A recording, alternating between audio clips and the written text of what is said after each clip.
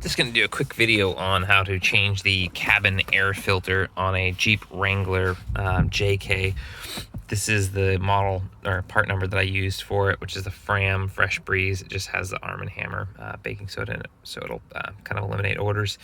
It's 11 CF11777. And if your vehicle has the air circulation on, you'll have to turn that off and then turn the ignition back to off. And that lifts this little cover in here.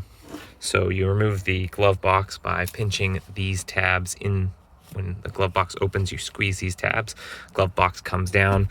In here, these tabs here, which release these little cages for the filters, you actually have to push them down and then pull them out. So it comes over this like overhanged claw of a peg right here, so don't break those.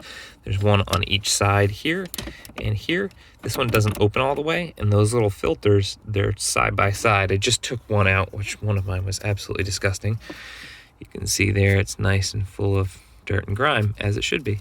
So you pull these little guys out, one, and then slide that one over and then pull it out. Just this side needs to be open for that.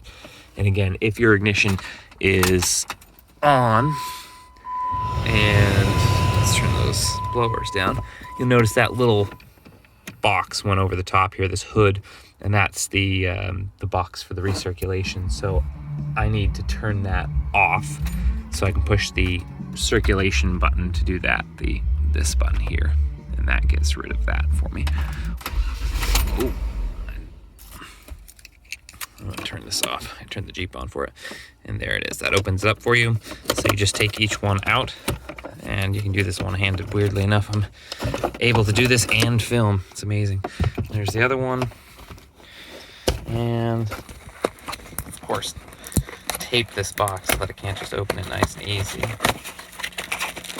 These are in little packets, but basic idea: slide them out, slide one in, and then slide it over to the right, and then slide the next one in, and then lock these little tabs back down, and it's done. That's it. It's that easy.